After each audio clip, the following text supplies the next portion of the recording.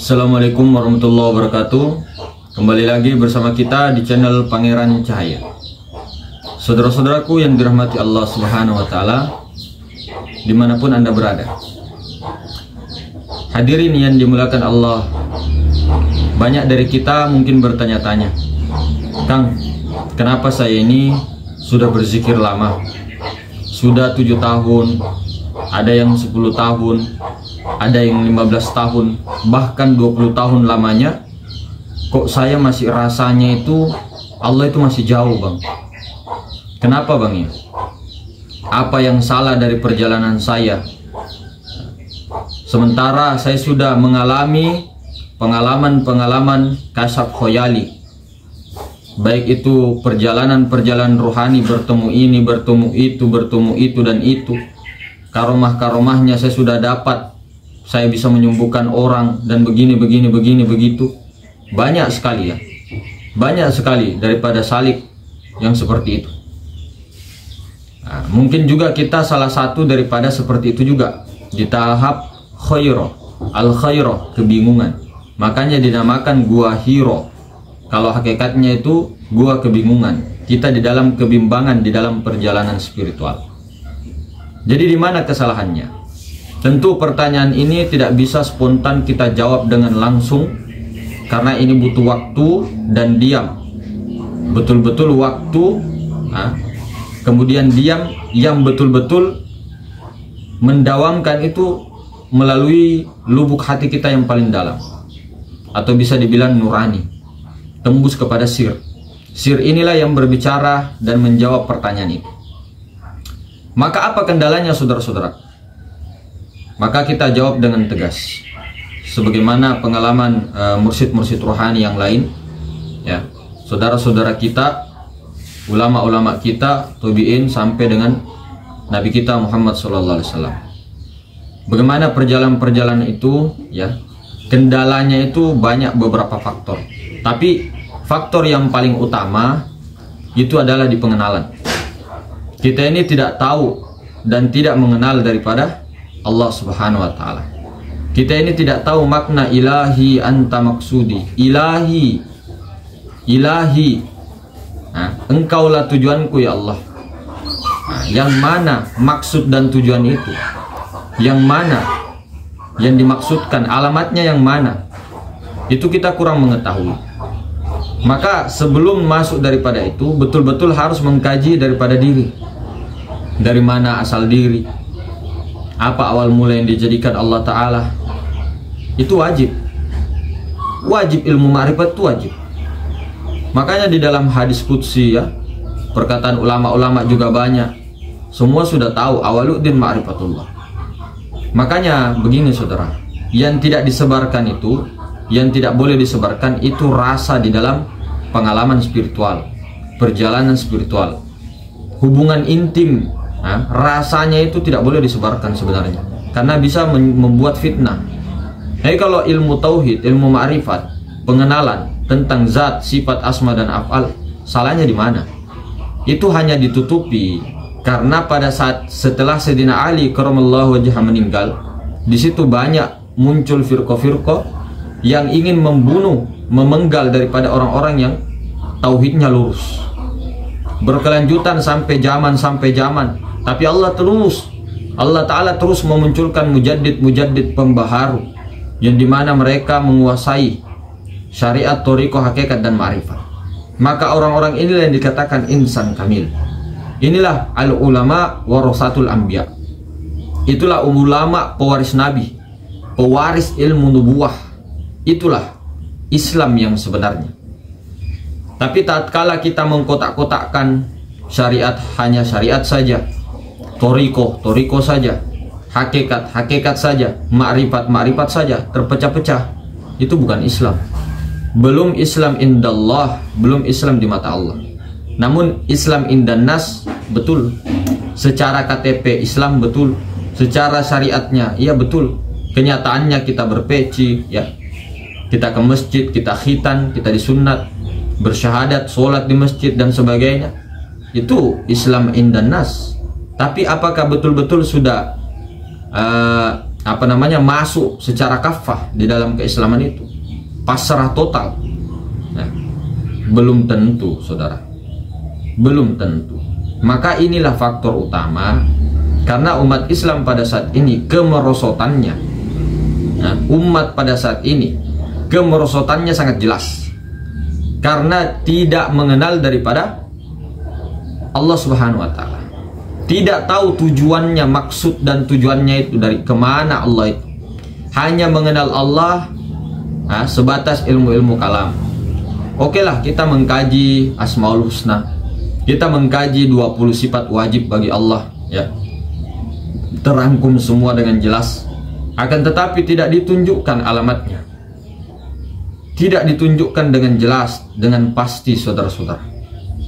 Maka inilah yang menjadi kendala ketika berzikir.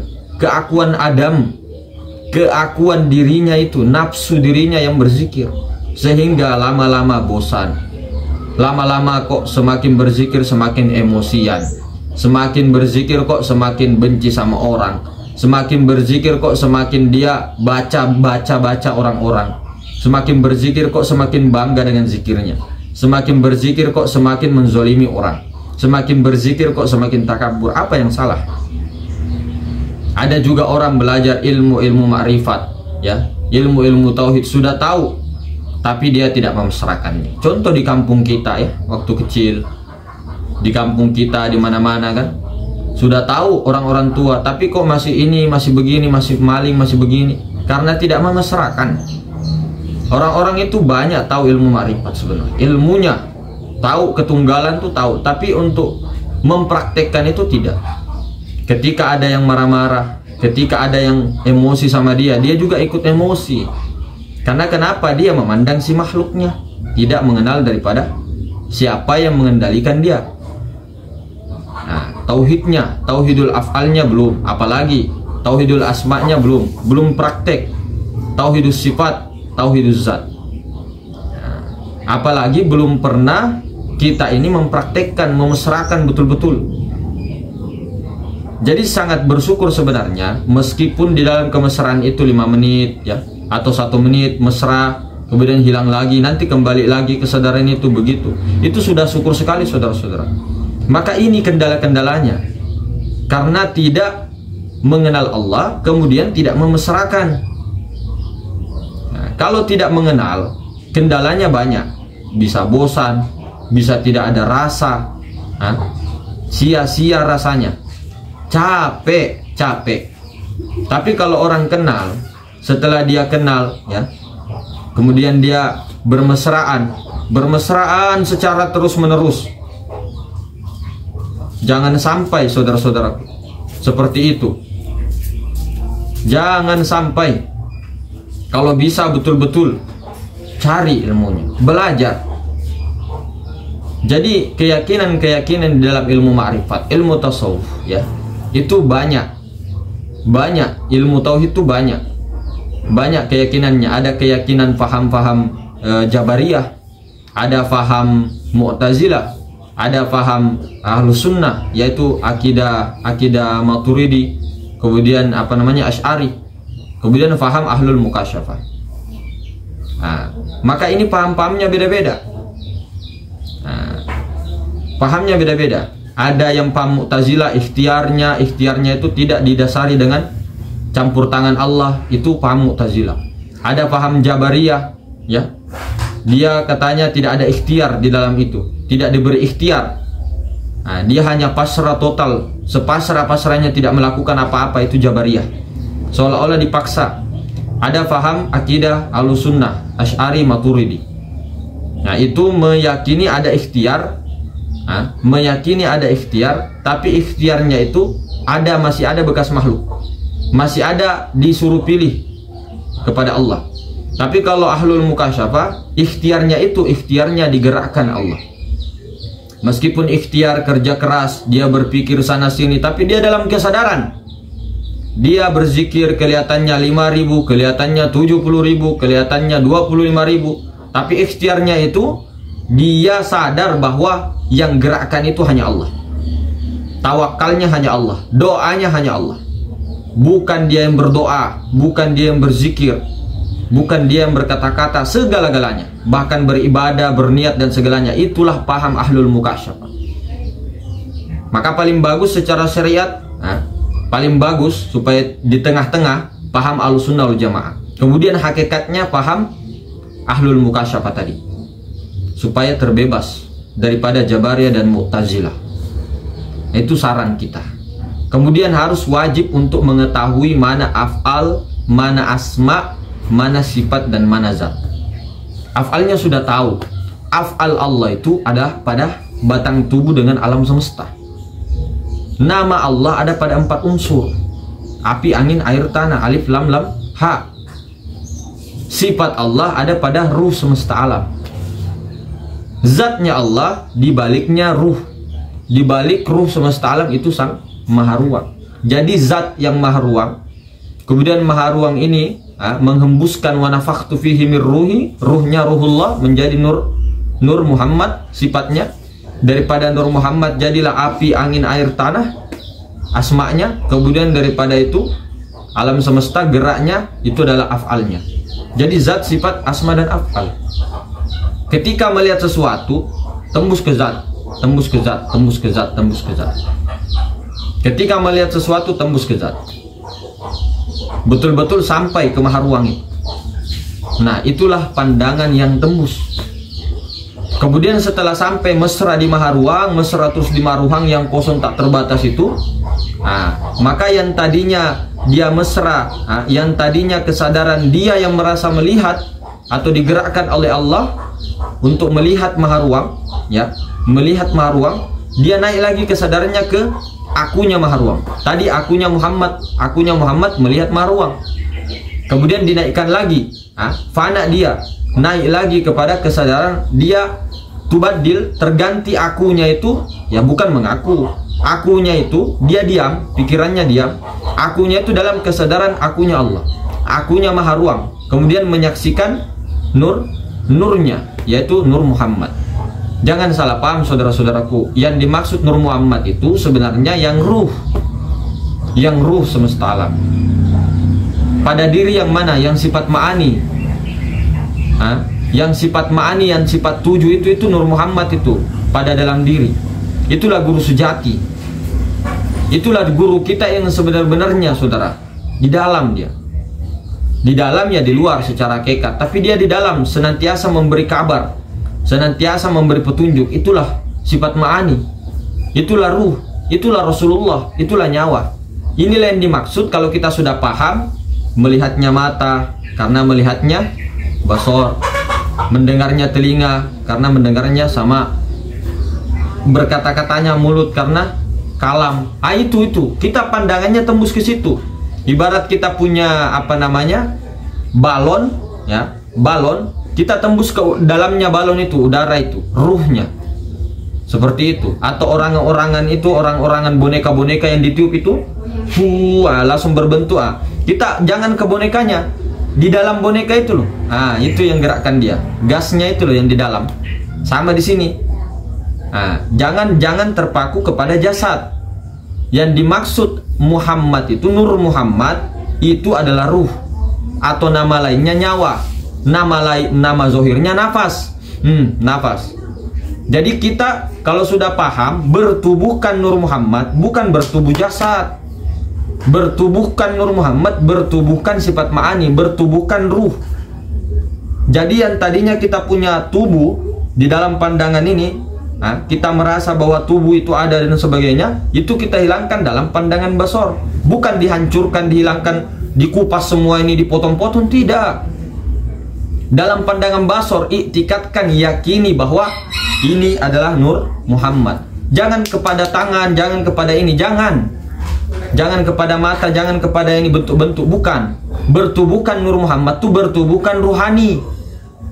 Jadi kita tadi lepaskan jasad dalam pandangan basiro.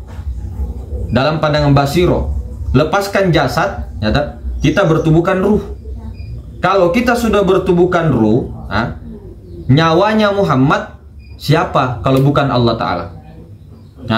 Kalau kita sudah bertubuhkan ruh, begini. bergeraknya tangan, ya, bergeraknya tangan, melihatnya semuanya itu karena adanya ruh Nur Muhammad di dalam. Nah, bergeraknya Nur Muhammad ini, yang ruh ini, itu karena adanya maha ruang Allah. Ini yang ismu zat ini, yang Allah, yang bernama Allah.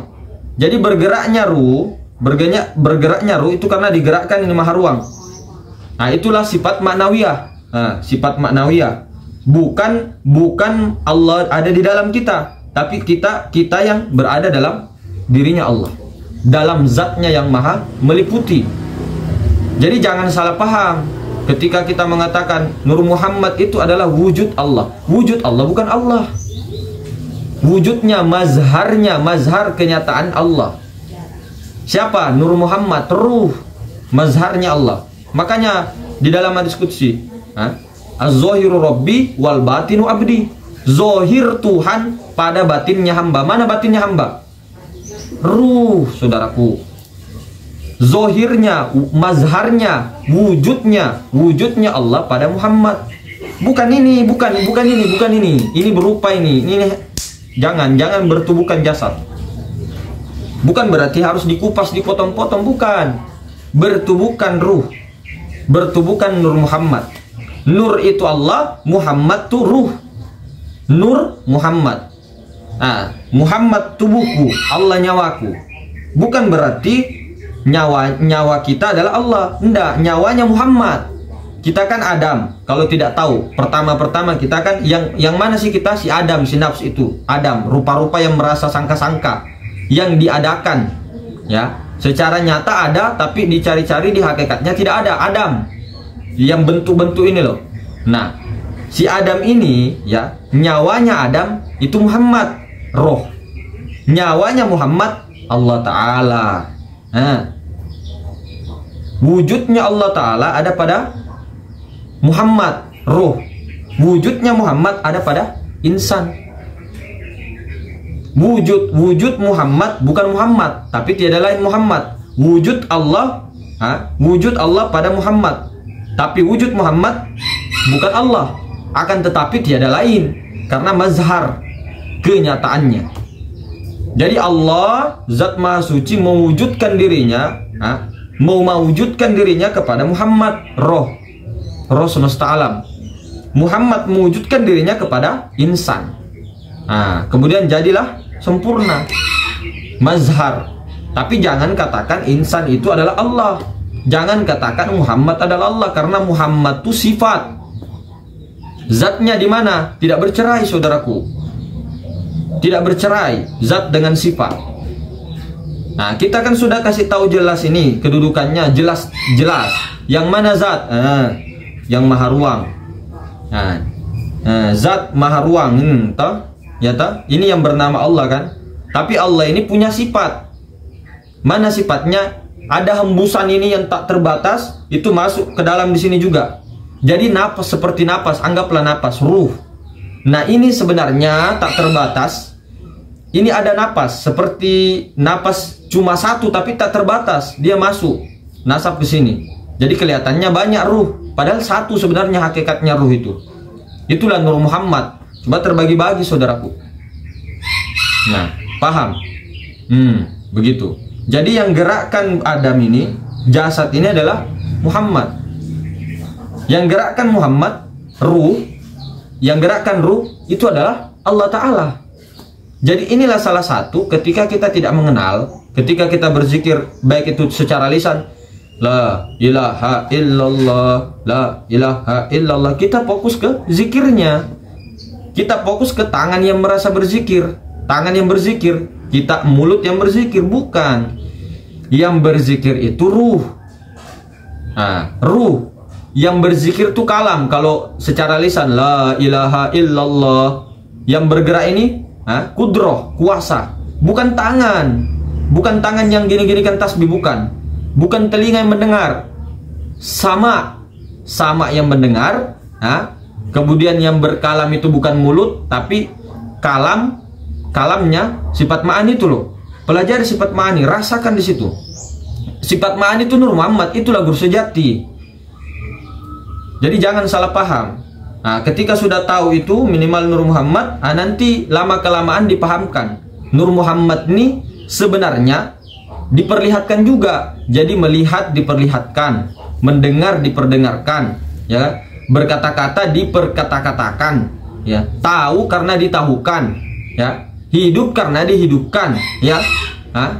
Kuasa karena dikuasakan, kehendak bisa berkehendak karena dikehendakkan. Lalu Muhammad ternyata tidak bisa apa-apa kalau bukan Allah Ta'ala, kalau bukan zat. Mana? Kaunuhu muridun, kaunuhu qadirun, kaunuhu alimun. Di mana itu? Di sini meliputi. Tidak di dalam, tidak di luar. Kaunuhu hayyun, kaunuhu basirun, kaunuhu samiun, kaunuhu mutakallimun. Itu semua di sini terpantul masuk ke dalam. Utusan ruh, utusan Rasulullah. Jadi Muhammad Rasulullah, Ahmad namanya. Ahmad nama sebenarnya, Muhammad nama zohirnya. Itu utusan. Utusan inilah yang bisa mengini. Karena maharuang itu ketika masuk ke sini tidak bisa, maka dia mentajalikan lagi dirinya menjadi ruh. Dia menghembuskan hembusannya. Dia menghembuskan Ahmad. Dia mentajalikan dirinya Ahmad, Nur Muhammad itu. Nur Muhammad ini yang kesini, saudaraku. Jadi bisa bergerak dia. Ternyata dikiranya kita yang bergerak Adam, ternyata digerakkan oleh Muhammad. Ternyata Muhammad juga digerakkan oleh Zatullah. Kurang jelas. Makanya kenapa meskipun juga kita sudah ditalkin zikir, sudah toriko ini itu, tidak ada rasa, tidak ada kesadaran. Kita terlena, saudara-saudara, dengan zikir-zikir saja. Salah? Tidak salah sebenarnya. Keliru saja, sedikit. Bukan sedikit, deh.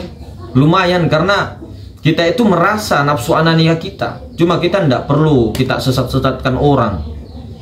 Kita bagi saja tauhid itu, tauhidul awam, tauhid awam, tauhid khawas, khawasul khawas.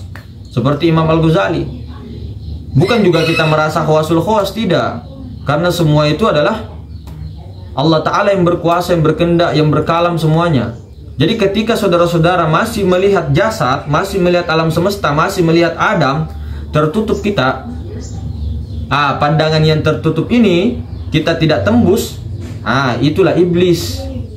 Ketika ada seorang memberikan kita uang 5 juta, kita lihat orangnya, bolehkah kita terima kasih? Boleh terima kasih, tapi tembus.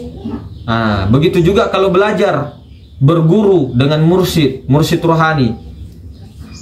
Apakah dengan begitu kita boleh untuk mencium tangannya, berkhidmat? Boleh, justru itu dianjurkan, adab. Akan tetapi dalam pandangan basiromu jangan kau pandang itu, mursyidnya jangan. Terhijab, saudaraku. Terhijab. Jangan kita pandang mursyidnya. Terhijab. Kenapa? Mursyid itu datang untuk menunjukkan jalan ke mursyid Rabbaniyah, guru sejati Nur Muhammad. Nur Muhammad datang diutus oleh Allah untuk menunjukkan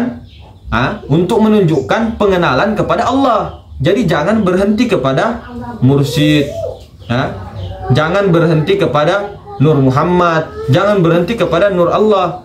Lanjutkan kepada Rabbul Izzati. Mentok di situ diam sampai Nur Allah itu diam. Karena Nur Allah sampai zat Allah lah puncaknya. Zat yang bernama Allah. Nur itu diri, Nur itu zat.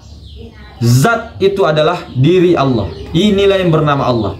Kemudian ke atasnya tidak bisa, karena cukup berhenti diam dalam sadar bahwa Tuhan sendiri yang mengenal dirinya. Sampai situ. Paham? Nah, itulah. Jangan terhijab, saudaraku.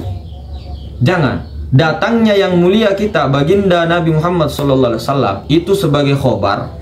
Bahkan Nabi Adam, Nabi Nuh, Nabi Soleh, sampai Nabi Muhammad SAW itu khobar untuk mengenalkan Muhammad Rasulullah.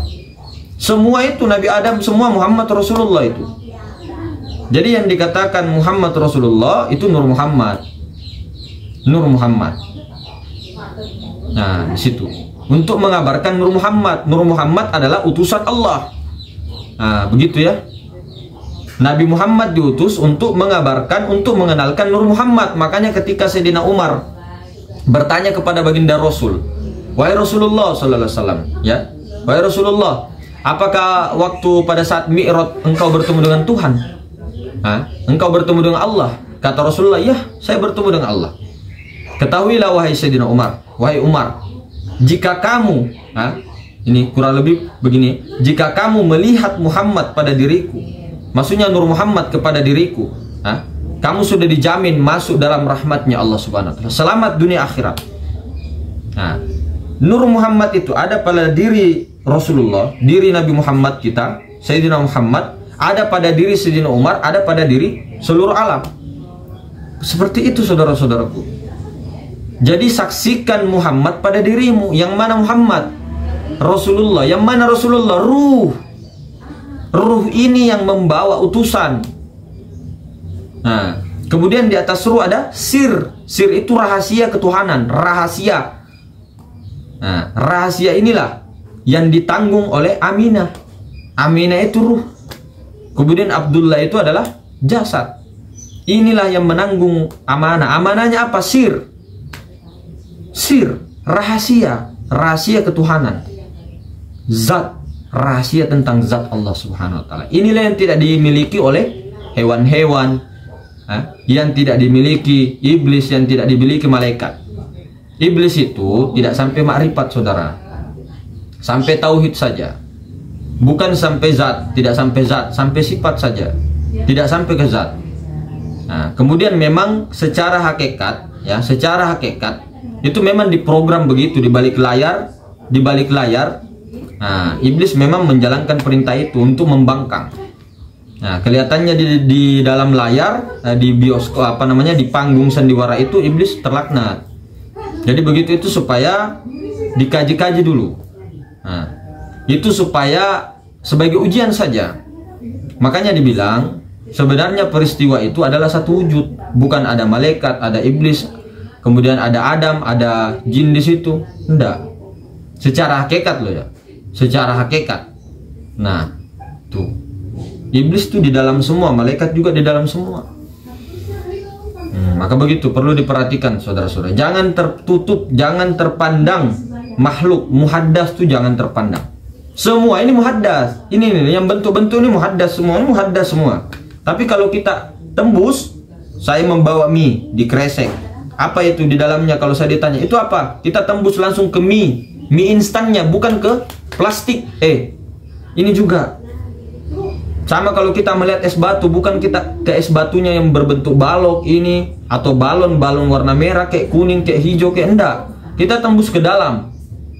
Kita tembus ke es batu, bukan ke es batunya. Kita tembus kepada air.